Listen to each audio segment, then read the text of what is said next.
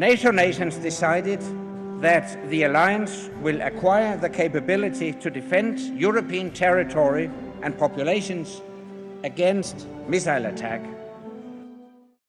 This animation illustrates how NATO's ballistic missile defense capability is designed to work in a hypothetical scenario. NATO conducts thorough planning to make the best use of all weapon systems and sensors under its command.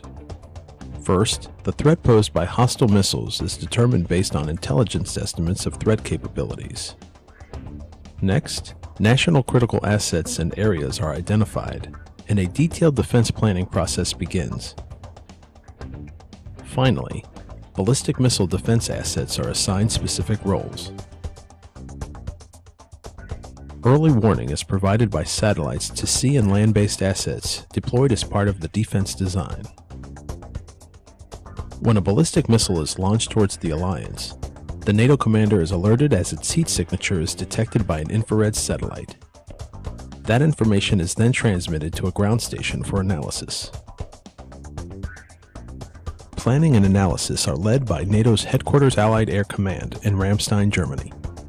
When the threat is confirmed, the information is sent to all appropriate command centers, sensors, and weapon systems. As the hostile missile continues its ascent, the engine concludes its burn. At that point, the infrared satellite can no longer detect it. Long-range sensors, such as the United States land-based ANTPY-2 and the Netherlands sea-based SMART-L radar, then detect and track the missile. They forward the information to the command and control system so that intercept solutions can be calculated. The NATO tracking capability also includes the U.S. Navy Aegis Combat System, featuring the AN Spy-1 radar, which is capable of tracking more than 100 objects. Together, these sensors create a robust detection and tracking capability.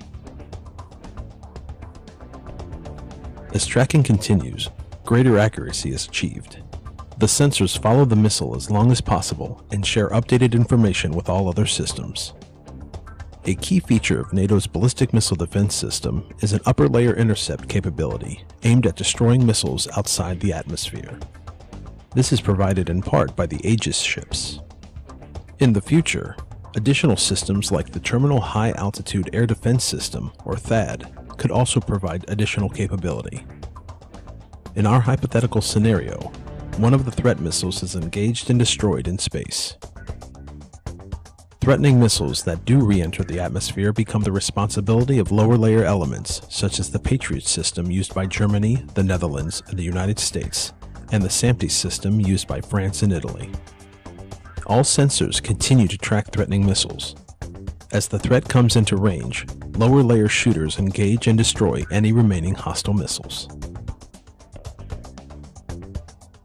In November 2011, during the live-fire exercise Rapid Arrow, NATO commanders successfully tested essential elements of the interim NATO missile defense capability, using it to plan, coordinate, and carry out engagements against live ballistic missile targets.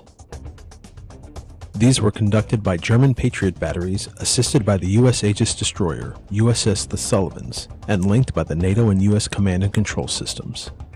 NATO participation in this exercise included several command elements. In Germany, the Headquarters Allied Air Command at Ramstein, and its subordinate command at the Combined Air Operations Center at Udum, and in Turkey, the Headquarters Allied Air Command at Izmir. During the live-fire portion of the exercise, small ballistic missile targets were fired from a remote island near Santorini in the Aegean Sea.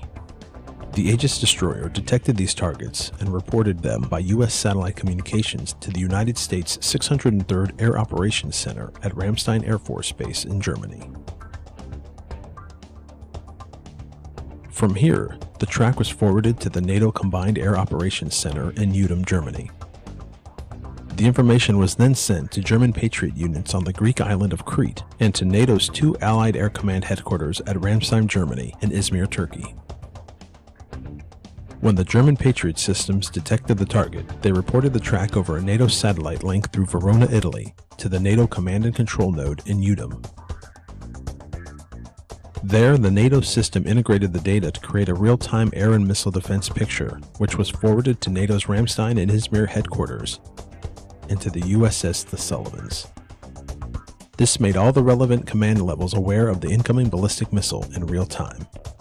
Based on this information, the Patriot system on Crete successfully engaged and destroyed the hostile missile. As this whole event only lasted about 5 minutes from the launch of the target missile to the final engagement, it also shows how critical a good functioning C2 system is to the overall command and control process. Here at Ramstein we could see everything, the detection of the launch, the tracking of the target missile going inbound into the target area, and then the engagement process.